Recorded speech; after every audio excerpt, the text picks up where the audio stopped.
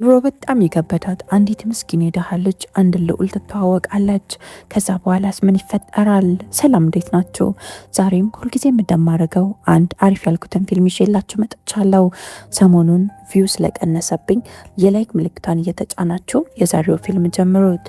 ወደ ፊልሙ ታሪክ ስንሄድ ፊልሙ ሲጀምር ኤንጂ የተባለች ልጅ ያስተዋውቀናል። ከአጎቷና ከአጎቷ ልጅ ጋር አንድ ላይ በመሆን ኢቨንት ፕላኒንግ ላይ ነው የምትሰራው።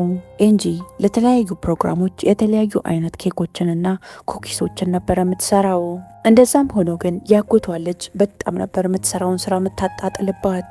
ካንደስ ሁሌም ቢሆን ህልሞ የነበረው ሀብታም ሰው አግብታ ህይወቷን መቀየር ነው እንጂ ለሀብታም ሰዎች ተቀጥራ ፕሮግራማቸውን ለማሳመር ኬክና ኮኪስ መጋገር አትፈልግም። እነዚህ ሁለት ሴቶች ብዙ ነገራቸው ተቃራኒ ነው። ኤንጂ መልካም ልብን ያላት፣ እዛ ላይ ደግሞ የምትሰራውን ስራ በጣም ነው የምትወደው። እናም ራስ ወዳድ ሳትሆን ለራሷ ጥሩ የሆነ ትርፍ አግኝታ ስራዋን መስራት ትፈልጋለች። በሌላ በኩል ካንደስ ደግሞ በጣም ራስ ወዳድ ሴት ናት። እናም ምንም ነገር ሳትሰራ እንዲሁ ቀለል ብላ ገንዘብ ማግኘት ነው የምትፈልገው። አንጂም በጣም ስራ በዝቶባት ካንደስን አግዥኝ ብላ ብትጠይቃትም ካንደስ ግን እኔ ካንቺ ጋር አልጨማለቅም ብላ ጥላት ትሄዳለች። እርዳታ ከፈለግሽ ጓደኞችሽ ጋር ደውዪ ያለቻት። ብዙም ሳይቆይ ሮብንና ላውራ የተባሉ ሁለት ሴቶች ሊያግዟት ይመጣሉ። እነዚህ ሁለት ሴቶች ለአንጂ በጣም ነበር የሚያዝኑላት። ካንደስ ያጎቷ ልጅ ሆና እንደ ቤተሰብ አትጨነቅላትም።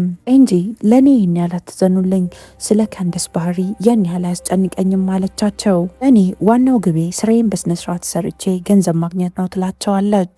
ካንደስ የምታደርጋቸውን ነገሮች መታገስ አያቅተኝም፣ ምክንያቱም ማንም በሌለኝ ሰዓት የእሷ አባት ነው አስጠግቶ አሁን የደረስኩበት ደረጃ ያደረሰኝ ትላለች። የተናገረችውም ንግግር ሮብንና ላውራ ይነኩና እሺ እንረዳሻለን አሏት። የዛም ሆኖ ግን አደራሽን ካንደስን አትመኛት፣ ሁሌም ቢሆን በጥርጣሬ አይን ተመልከቻት አሏት። የሚቀጥለው ቀን ምሽት አጎትየው ሁለቱንም ያስቀምጣቸውና እኔ ከስራው ራሴ ላገል ነው፣ ኢቨንት ማዘጋጀት ስራ ውስጥ ከዚህ በኋላ አልቀጥልም አላቸው። እናም ስራውን እኩል በሆነ ሁኔታ ተከፋፍላችሁ ሁሉንም ነገር ሁለታችሁ ስሩ ይላቸዋል። አንዳችሁ ማኔጅመንቱ ላይ ስሩ፣ አንዳችሁ ደግሞ ምግቡ ማዘጋጀት ላይ ይላል። ካንደስም ፈጠን ብላ እኔ ችግር የለብኝም ማኔጅመንቱ ላይ ሰራለው ትላለች። እዛ ላይ ደግሞ ከኤንጂ የበለጠ ስራውን በደንብ አውቃለሁ ብላ አጎቷን ለማሳመን ትሞክራለች እንጂ ምንም ነገር ሳትናገር በጣም ተናዳ ወደ ኪችን ሄደች።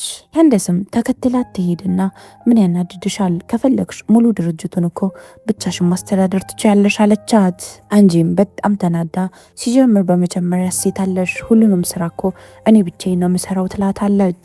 ስለዚህ አንቺ ሳትሆኚ ማናጀር መሆን ያለብሽ እኔ ነኝ አለቻት። ካንደስም አንድ ቅድመ ሁኔታ አስቀመጠችላት። አንቺ ለእኔ ሀብታም ባል የምትፈልጊልኝ ከሆነና የምትድሪኝ ከሆነ እኔ ሙሉ ለሙሉ ስራውን እተውልሻለሁ ትላታለች።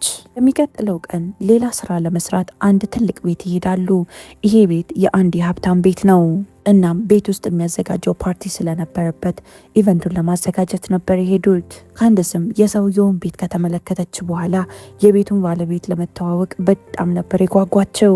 እንዴትም ብዬ ቀርቤው ይህንን ሰው ባል ያደርገዋለሁ እያለች እየዛተች ነው። በዚህ መሃል ኒኮላስ ይመጣና ነገሮችን እንዴት እያዘጋጁ እንደሆነ ይመለከታል። ካንደስም ኤንጂና ኒኮላስ መሃል ትገባና ጊዜ እንደምታደርገው ሁሉንም ነገር እሷ እንደምትሰራ ታስመስላለች። ኒኮላስም ስራዎችሽን በጣም ነው የምወድልሽ፣ እናም ፓርቲው ላይ ብትገኝ በጣም ደስ ይለኛል ብሎ ፓርቲው ላይ እንድትገኝ ይጋብዛታል።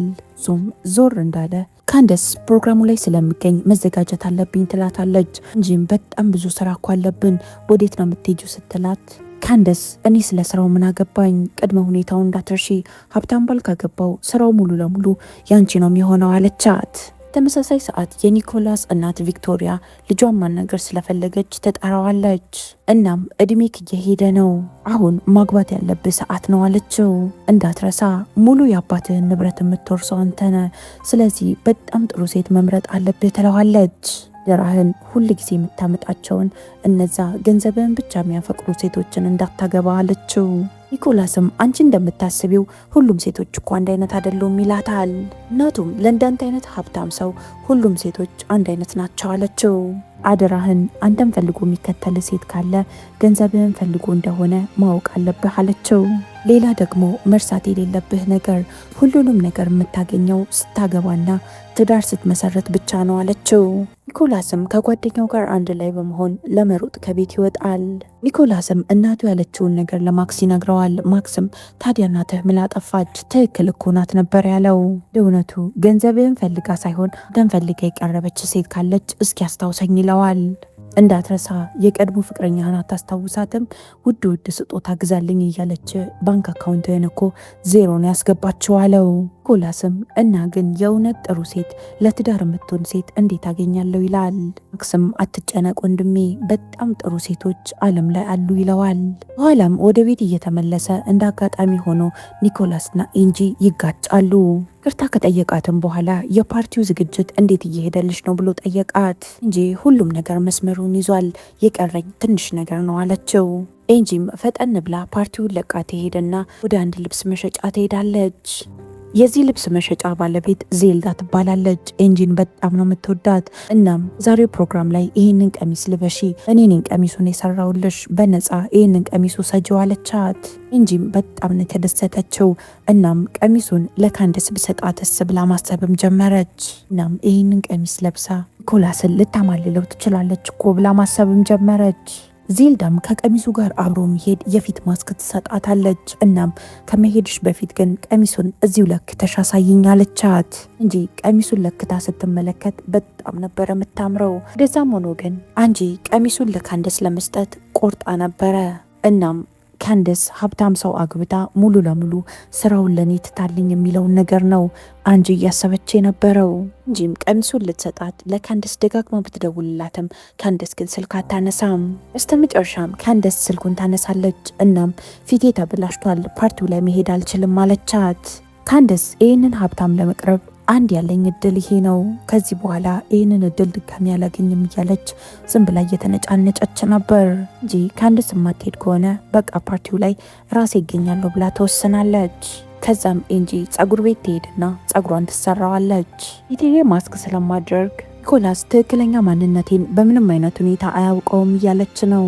ፓርቲው ላይም የኒኮላስ ጓደኛ ማክስ ላይ ለተገኙ ሰዎች በጠቅላላ አንድ ጨዋታ እንጫወታለን ብሎ ሁሉንም እንዲሰበሰቡ ይናገራል።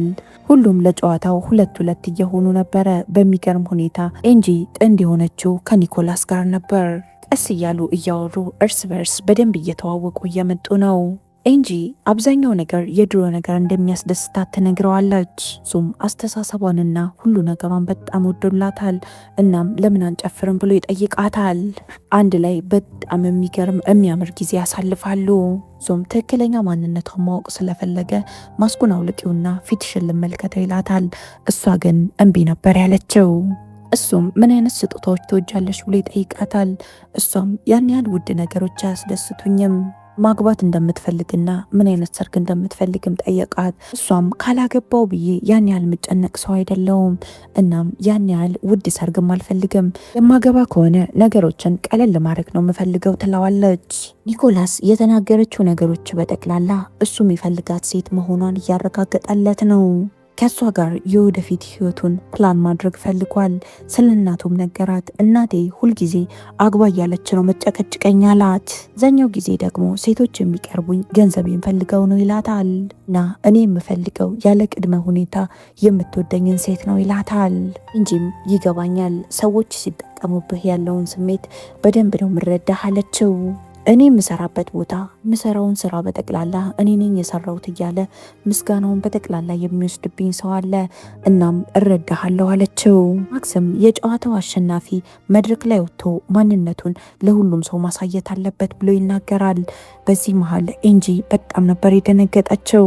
እዛም ኤንጂ ለኒኮላስ እኔ በምንም አይነት ሁኔታ ማስክ ማውለቅ አልችልም ብላ ትነግረዋለች። ሊያረጋጋት እየሞከረ አትሂጂ ትንሽ ቆይ ብሎ ሊያስቆያት ይሞክራል። እሷም ፈጠን ብላ ጥላው እየሮጠች ፕሮግራሙን ለቃ ወጣች። እንጂ ፕሮግራሙን ለቃ እየወጣች እያለ በር ላይ ከዜልዳ ጋር ይገናኛሉ።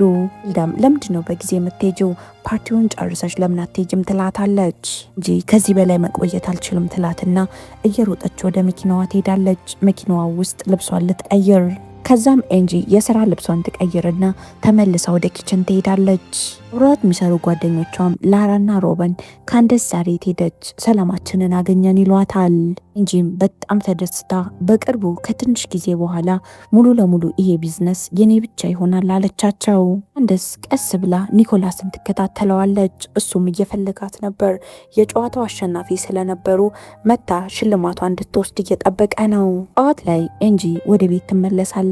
እናም የተፈጠረውን ነገር በጠቅላላ ቤት ውስጥ ለምታሳድገው ትንሽ ጥንቸል እየነገረችው ነው። ትላንት አንድ ጥሩ ሰው ተዋውቄ ነበር፣ ምንም ሰው ብቀርበውና ከሱ ጋር አብሬ በሆን በጣም ደስ ይለኝ ነበር ትለዋለች። የሚገርመው ነገር ይህ ሰው ኒኮላስ መሆኑን እሷም አላወቀችም፣ ምክንያቱም እሱም ማክስ አድርጎ ነበር። ውድድሩ ላይ ያሸነፈችበትን ስጦታ ቀስ ብላ ተደብቃ መታ ወስደዋለች። እናም ልማቶቹንም ከተመለከተች በኋላ ፈገግ ትላለች። እናም ያ ማክስ ያደረገው ሰው ግን ማን ነው ብላ ስለሱ ሰው ለማጣራት ወሰነች። ተመሳሳይ ሰዓት ኒኮላስ ቀደም ያለው ምሽት የተዋወቃትን ሴት ማንነት ለማወቅ በጣም ፈልጓል። እናም የመጡትን እንግዶች አንድ በአንድ ቼክ ማድረግ ይጀምራል። አንዳቸውም አይደለችም። ማክስም ምናልባት ልጅቷ ከሌላ ሰው ጋር አብራ መታ ይሆናል አለው እና ደግሞ ስሟም የጥሪ ሊስት ውስጥ የለም ይለዋል። ኒኮላስም ማክስን ቀደም ያለው ቀን ቤት ውስጥ የነበሩ ሰራተኞች ከነሱ መሀልም ልትሆን ትችላለች። ቀደም ያለው ቀን ቤት ውስጥ ምን ያህል ሰራተኞች ነበሩ ይለዋል። ማክስ ደግሞ የኬተሪንግ ሰራተኞች ብቻ ነበሩ ይለዋል። አሁንም እቃቸውን እየሰበሰቡ ቤት ውስጥ ነው ያሉት አለው። ካንደስ እየተነጫነጨች ነው። ትላንት ምሽት ታምሜ ፕሮግራሙ ላይ ሳልገኝ ቀርቻለሁ።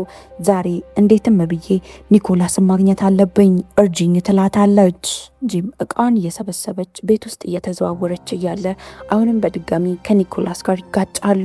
ኒኮላስም በጣም ግራ ተጋብቶ ከዚህ በፊት ተዋውቀናል ብሎ ይጠይቃታል። እሷም ተዋውቀናል ማለት እኔና የአጎቴ ልጅ ካንደስ አንድ ላይ ሆነን እኮ ነው ፓርቲውን ኦርጋናይዝ ያደረግነው አለችው። እሱም የካንደስን ስም ሲሰማ የሆነ ነገር ትዝ አለው። እሱ እየፈለጋት ያለው ሴት ካንደስ ልትሆን ትችላለች ብሎ ማሰብ ይጀምራል። በተለይ ደግሞ ጥሪ ካርድ ሳይደርሳት እንዲሁ በአፉ እንድትመጣ የጋበዛት ብቸኛ ሴት እሷ ናት። ኒኮላስም ወደ ካንደስ ይሄድና ፓርቲውን እንዴት አገኘሽው ብሎ ይጠይቃታል። ካንደስም በጣም ይቅርታ ፓርቲው ላይ እኮ አልተገኘውም ነበር፣ ትንሽ አሞኝ ነበር አለችው።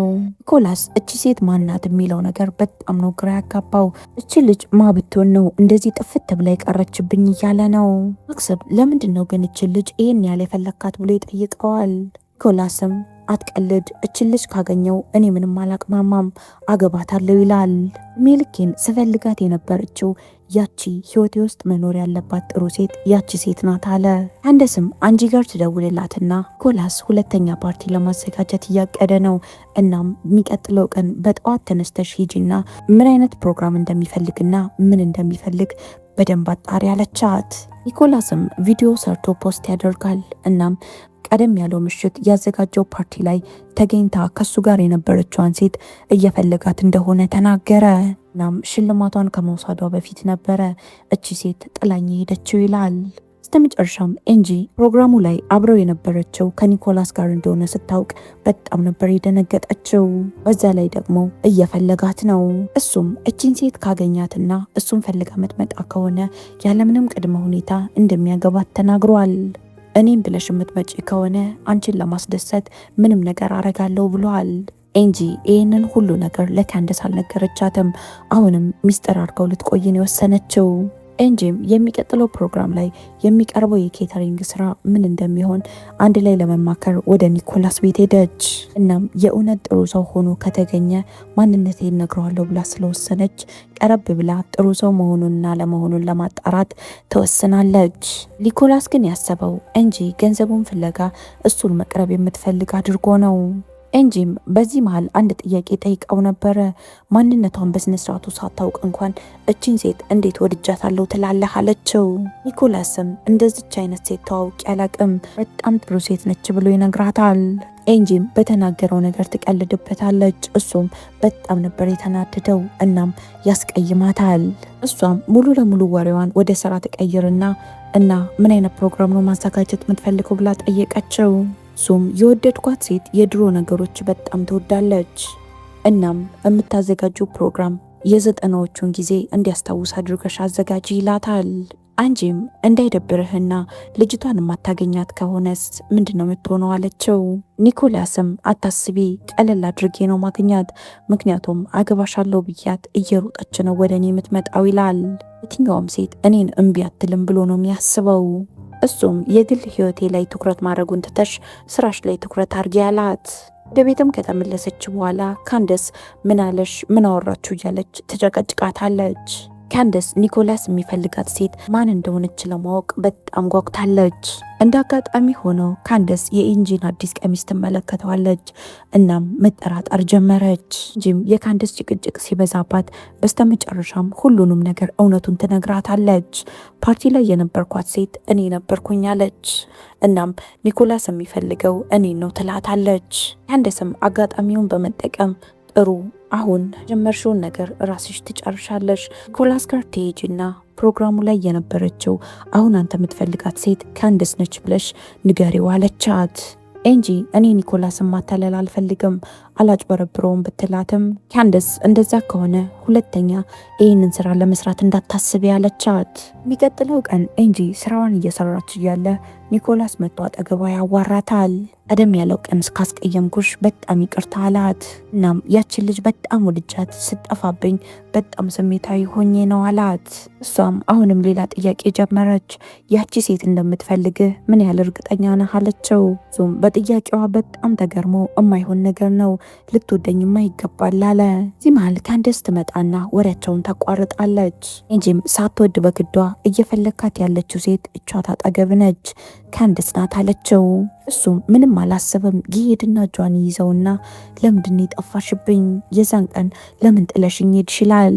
ካንደስ ከደንበኞቻችን ጋር ግንኙነት እንድንፈጥር ስለማይፈቀድ ስራዬን እንዳላጣ ፈርቼ ነው አለችው። ኒኮላስም ምንም ጊዜ መፍጀት አልፈለገም። ወዲያው ነበረ ለካንደስ የጋብቻ ጥያቄ ያቀረበላት። ከዚህ በኋላ ምን የሚፈጠር ይመስላችኋል? ኮመንት ላይ ግምታችሁን አስቀምጡልኝ። የዚህ ፊልም ክፍል 1 ይህንን ይመስላል።